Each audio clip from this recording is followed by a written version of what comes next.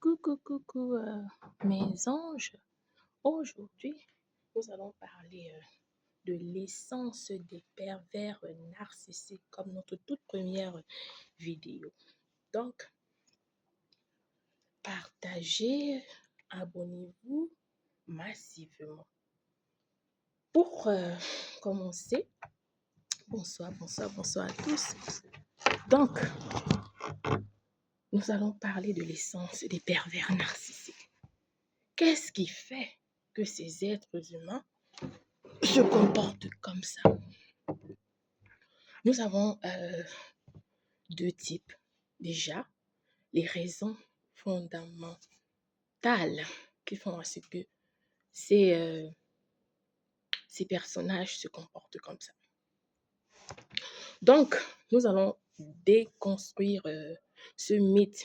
Déjà, vous devez comprendre que les pervers narcissiques, ça n'a rien à voir avec la sorcellerie, avec les esprits de famille, comme on veut nous faire comprendre en Afrique. Non, c'est un phénomène qui est normal et c'est explicable. C'est la raison pour laquelle, dans les foyers, quand vous êtes à un certain moment, le pasteur ou le prêtre ou les lingangas, on va vous dire, il faut prier, il n'y a pas de démons à tuer, il n'y a pas de démons à faire sortir, il n'y a pas de démons. Non, ce sont des choses qui sont récurrentes. Vous comprenez? C'est vrai. Si un père était comme ça et que son fils est comme ça, il n'y a pas de magie dedans. Parce que les enfants apprennent de ce qu'ils voient. Vous comprenez? Donc, le pervers narcissique, c'est quelqu'un qui a un traumatisme d'enfance qui n'a pas été résolu, qu'il a peur d'affronter et d'en parler. Très peu de pervers narcissiques parviennent à ouvrir leur bouche et parler de ce mal-être qu'ils ont.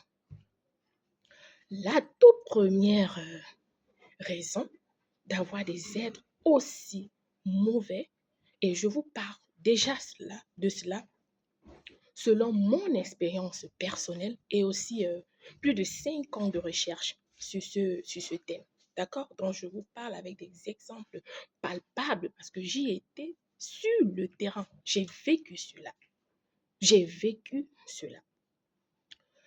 La première des choses, vous allez vous rendre compte que le pervers narcissique, peu importe l'horizon où il sort, ils ont tous des traits communs.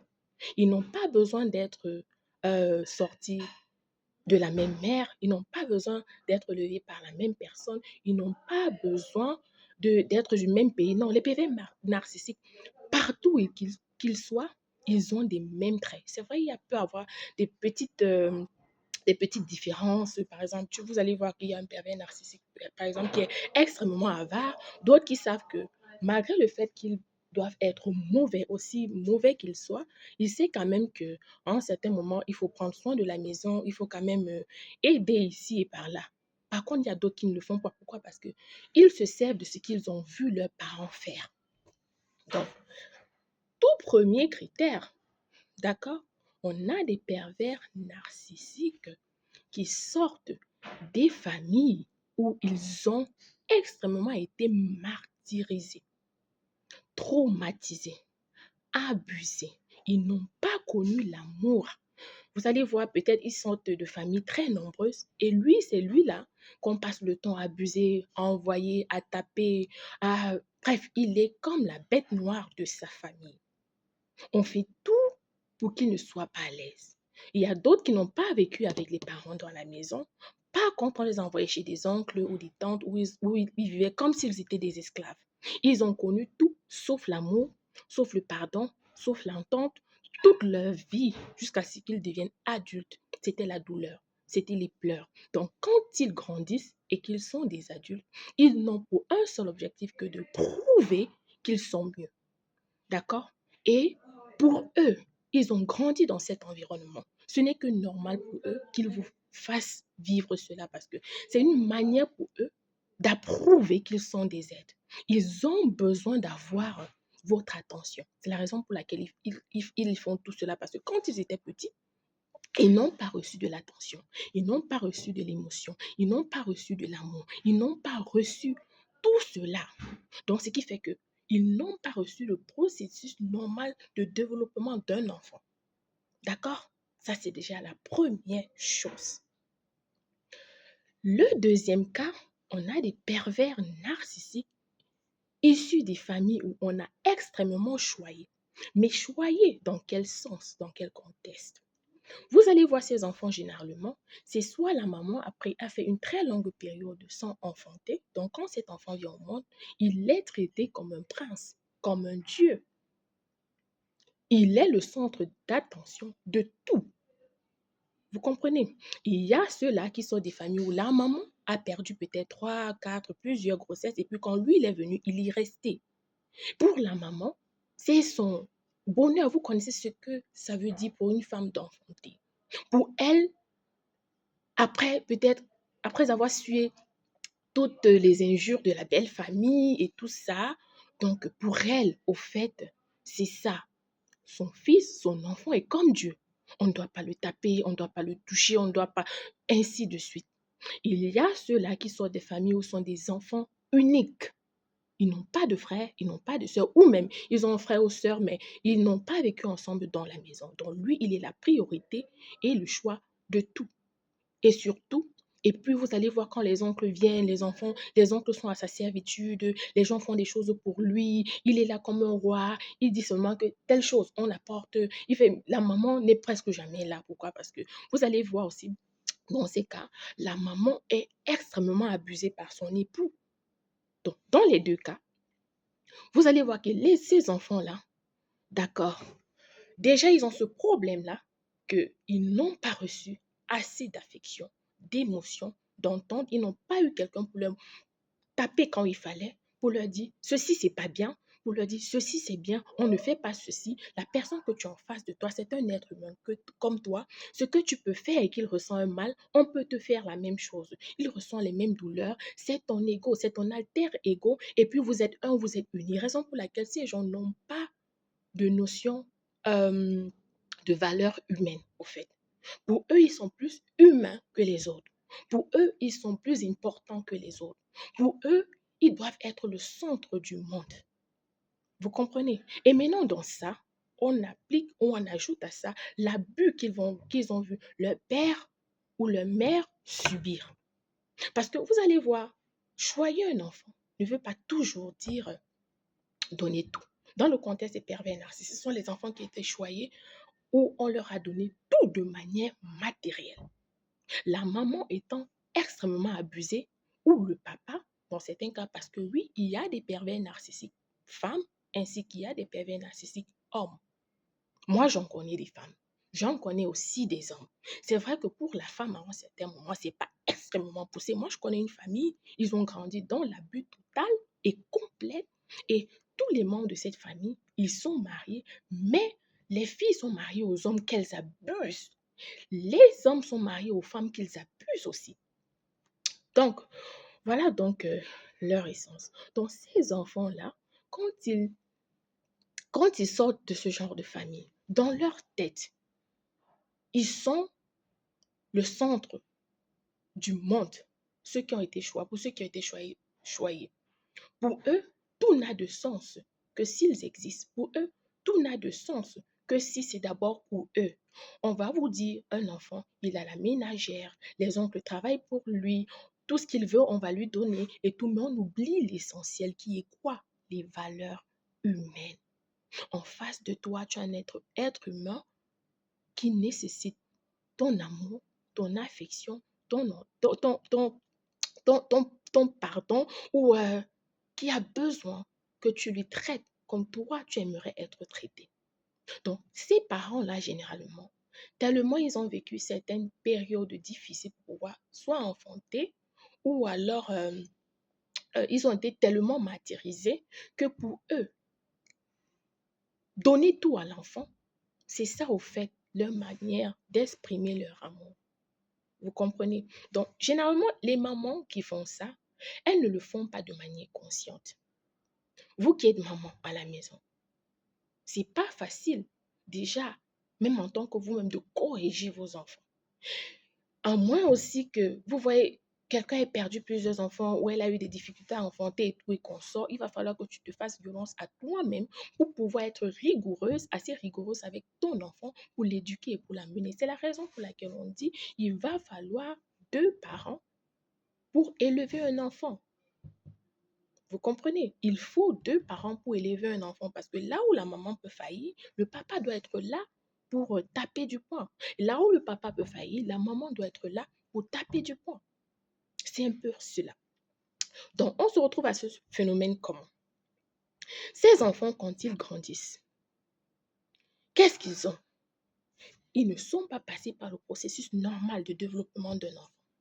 Dans leur tête, il y a des dysfonctionnements. D'accord? Pour lui, quand il s'assoit, généralement, pour ces enfants-là, personne n'aimerait voir que ce soit sa mère ou son père être abusé. Personne. Souvent, là, la plupart de ces enfants, généralement, ils sont même contre quand ils voient la mère se comporter d'une certaine manière ou le père taper, battre sur la mère. Ils s'y opposent même. Par contre, qu'est-ce que leur psychique reçoit comme enseignement? C'est pour ça que je dis toujours, faites attention à tout ce que vous faites devant vos enfants parce que les enfants apprennent de ce qu'ils voient et non de ce qu'on leur dit. Donc, ça s'enregistre dans la tête. D'accord? Ils vont grandir. On a des psychologies différentes. Pour les plus forts, ils vont dire, je ne vais jamais faire cela à mon enfant ou à ma femme. D'accord? Ils vont vouloir rectifier le tir. Mais qu'on monte ou on descend, tout enfant ayant grandi dans des familles abusives, d'une manière ou d'une autre, ils ont besoin d'aide. Et il y a ceux qui vont dire, non, moi je vis parce que je ne peux pas répéter ce que j'ai vu mon père faire à ma mère, ou je ne peux pas répéter ce que j'ai vu ma mère faire à mon père. D'accord? Ils vont dire ça c'est vrai. Mais très peu parviennent à faire la balance. Il y a des hommes qui vont dire, je ne peux pas faire cela. Maintenant, quand ils se marient, d'accord, il peut avoir de l'amour très poussé pour son épouse. Qu'est-ce qu'il va faire? Il va s'investir sur ça et puis il va négliger l'aspect être père. Pour certains, vous allez voir, il aime tellement ses enfants, mais il va négliger l'aspect être époux, dans le sens où il ne parvient pas à entrer dans la peau de son épouse quand elle exprime son mal-être par rapport à la manière dont elle est traitée par ce dernier. D'accord. Pour les plus faibles, ceux-là, leur psychologie est à bas. C'est tellement bas. Les plus faibles font comment? Quand ils se marient, déjà la première chose, c'est pour faire plaisir, soit à leur mère, soit à leurs parents. Parce que, eh oui, leurs parents restent leurs maîtres. Vous comprenez? C'est pour faire plaisir. Il ne se marie pas parce qu'il est convaincu qu'il a la capacité de se marier. Il veut faire voir aux gens qu'il peut faire. Il veut faire voir aux gens qu'il est quelque chose que lui-même dans sa tête, il est conscient qu'il n'est pas. Il veut prouver aux gens qu'il est quelque chose. Raison pour laquelle la plupart des femmes ou des hommes mariés aux pervers narcissiques, c'est souvent très difficile. Pourquoi? Parce que tu ne parviens pas à comprendre comment quelqu'un veut faire plaire, veut tellement faire plaisir à ceux qui sont dehors. Par contre, dans la maison, il se comporte comme un démon. Vous ne parvenez pas à comprendre que, mais je donne tout à ce monsieur, j'essaye de tout faire, je fais ceci, je suis soumise, je l'aime, je fais ceci, mais il ne voit pas, il m'afflicte, il me détruit, il me tue au plus profond de moi. Par contre, dehors, il va se comporter comme un ange dehors. Pourquoi? Parce qu'il a besoin qu'on approuve, que l'extérieur approuve qu'il est quelque chose de bien. Par contre, avec vous, dans la maison, c'est sur vous qu'il est fort. Dehors, il est autre chose. La majorité des pervers narcissiques, ils ne sont forts que dans la maison avec leurs partenaires et leurs enfants. Donc, c'est ça.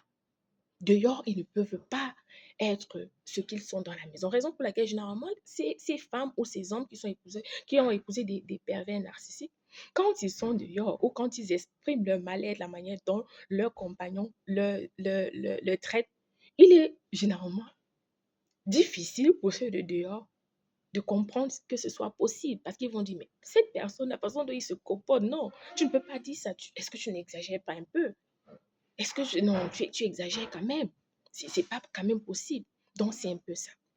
Donc, dans leur période de traumatisme, qu'est-ce qu'il va falloir que... Je vais vous conter une histoire. J'ai un ami qui m'a dit, Connie, je t'assure, il va falloir que tu fasses sortir, parce que j'avais fait la présentation de cette émission, il va falloir que tu fasses sortir cette émission. Je t'assure, moi, j'ai grandi dans une famille où mon papa abusait tellement notre mère.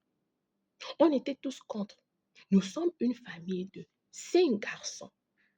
Quand j'ai grandi et puis j'ai rencontré mon épouse était tellement bien, aimable, adorable. Elle me comprenait tellement bien. Par contre, mes 4 frères, eux, ils abusaient aussi leurs épouses. Pourtant, quand on grandissait dans la maison, nous sommes tous contre le fait que papa battait sur notre mère. Il me dit, il a fallu que je me fasse violence. Qu'est-ce que j'ai fait quand j'ai pris mon épouse? Elle me faisait me sentir tellement bien quand je l'ai connue. Elle était la représentation, franchement, de ce que j'avais besoin pour pouvoir sortir du mal que je ressentais. Parce que oui, j'avais un mal profond en moi. Nous avons ce mal-là que mais tu t'assois, tu réfléchis. Comment est-ce que papa faisait? C'est quelque chose qui manque en toi. Il dit ceci. J'ai commencé à chercher la face de Dieu parce qu'à un certain moment, je me suis juré et promis que je ne mettrai pas la main sur mon épouse. Je ne le ferai pas. Il dit, à chaque fois que son épouse parlait, vous savez, les femmes ont la bouche toujours, même si elle est bien comment, c'est quelque chose qui arrive. Il faut que les hommes essayent de comprendre un peu ça, d'accord? Donc, il dit, il avait une colère, une rage de fois. Quand ça venait, il ne parvenait pas à se contrôler. Il pouvait tuer avant de se rendre compte qu'il a fait du mal. Il dit une fois, il a battu sur sa femme au point et s'est retrouvé à l'hôpital. C'est ce jour qu'il a dit jamais, plus jamais de ma vie. C'était la seule et unique fois qu'il a eu à faire ça. Qu'est-ce qu'il a fait? Il est parti se renfermer. C'est là qu'il a vraiment connu ce que c'est Dieu. Pendant une semaine, il dit, il savait qu'il y avait une force qui l'appelait. Mais il bataillait avec l'autre côté émotionnel qui voulait faire de lui le monstre qu'il a vu en son père. Il a bataillé avec ça. Il dit, j'ai fait de ma femme, après cette période, je suis allée devant ma femme, quelque chose qui est presque impossible pour nous les pervers narcissiques de dire vraiment désolé et qu'on le pense sincèrement parce que nous sommes des abuseurs, nous sommes des manipulateurs, nous sommes des menteurs. Ça m'a pris parce que demander pardon de manière efficiente sans vouloir quelque chose en retour, c'est presque impossible chez nous. Il me dit, je t'assure, Connie, j'ai demandé pardon à ma femme. J'ai expliqué ce qui faisait à ce que je me retrouve à être comme une bête à un certain moment. Et ma femme m'a dit, je vais t'aider. Je vais t'aider, mon époux. Merci comme tu t'es ouvert à moi parce que déjà, c'est déjà ça. Est-ce qu'ils souffrent? Parce que vous allez voir la majorité, ils ne vous disent pas leur histoire. C'est vous qui découvrez en faisant des recherches parce que vous voulez comprendre, mais comment est-ce qu'un être peut être aussi insensible? Parce qu'ils n'ont pas d'émotion, ils n'ont pas d'âme, ils n'ont pas de sentiments, même pour leurs propres enfants. Combien de voix pour vous? Dans mon cas, vous allez voir, quelqu'un manque de respect à sa mère. Il parle à sa mère comme si sa maman était son chien. Vous pensez que c'est vous qu'il va respecter? Non. Il faut qu'on se dise la vérité. Vous comprenez? Voilà donc, il dit, Connie, qu'est-ce que j'ai fait? J'ai demandé les excuses à ma femme. Elle s'est promis de m'aider. Ma belle famille est devenue mon socle. Ma belle-mère est devenue ma meilleure amie. Mon épouse était comme un Dieu pour moi. Je suis allée, j'ai cherché de l'aide chez mon pasteur. J'ai demandé, pasteur, j'ai un problème, j'ai besoin. Parce que quand mon épouse me parle d'une certaine manière, il y a comme quelque chose qui me dit, il faut que je l'écrase. La femme ne peut pas avoir ce pouvoir de me parler parce que je suis un Dieu. Elle ne peut pas. Et ça venait de là où mon papa, de ce que mon papa faisait à ma mère. J'ai été suivie par mon pasteur. Jusqu'à présent, je fais on appelle Bible study, je fais l'étude biblique. J'avais besoin, je voulais connaître c'est quoi Dieu, c'est quoi l'amour, parce que je ne connaissais pas ce que c'est l'amour, l'affection, l'entente. Je ne connaissais pas, je n'avais pas même des sentiments pour mes enfants. Je ne connaissais pas comment m'exprimer. J'ai dit, je ne vais plus faire ça. Je suis donc allée, j'ai cherché de l'aide, je me suis fait suivre par des psychologues parce que déjà mon premier psychologue était ma mère, était ma femme et ma belle-mère. Elles me comprenaient tellement, elles m'ont aidée. C'était pas facile. Il y avait des moments, je sombrais parce que tu ne peux faire face à cette douleur. Elle est tellement dure, elle est tellement atroce, ça fait mal quand tu exprimes ce mal-être-là. Je suis donc partie. C'est comme ça que ça m'a pris des années pour faire sortir ce mal en moi. J'ai suivi une réhabilitation. Déjà, on m'a rééduqué comme on éduque l'enfant. Vous me dites ça, c'est bien, ça, c'est pas bien. Mais pour qu'un homme parvienne à cela, il va falloir un niveau d'humilité qui est presque impossible pour les pervers narcissiques d'avoir.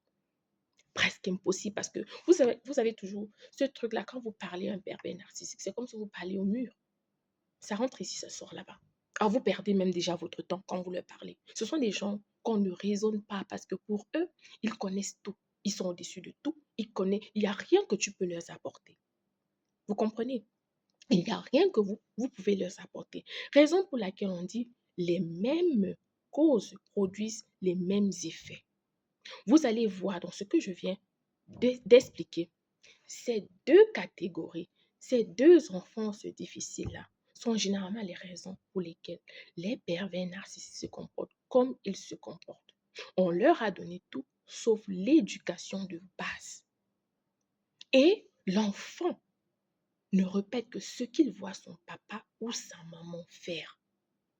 Raison pour laquelle quand vous avez en face de vous un pervers narcissique, il est impossible pour eux d'écouter les conseils, de comprendre. Il est presque impossible parce que dans leur tête, c'est bloqué. Ils ne peuvent pas assimiler ce que vous dites. Raison pour laquelle la majorité des pervers narcissiques, quand ils réalisent qu'ils sont comme ça, d'accord, pour ceux-là, les plus courageux qui partent de se faire suivre, c'est presque à vie qu'ils font le suivi. Oui, c'est possible. C'est possible qu'ils aient des familles normales. C'est possible, oui. Mais ça prend un courage fou qu'ils n'ont pas. Le pervers narcissique, il est fort qu'avec son épouse dans la maison et ses enfants. Mais dehors, il a peur de l'adversité. Il a peur des autres. Il a peur de tout le monde, sauf vous. Vous comprenez?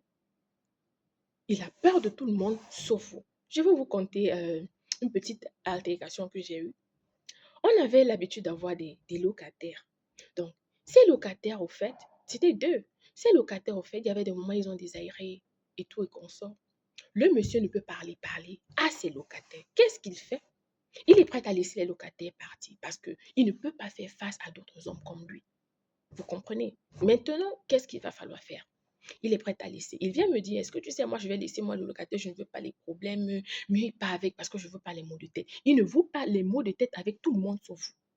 Vous comprenez? Il ne veut pas les maux de tête avec tout le monde sauf vous, parce que vous êtes sa bête noire. C'est sur vous qu'il peut exercer le droit d'être un homme, d'être quelqu'un. Vous comprenez? Maintenant, quand il fait comme ça, moi, je vais vers le locataire.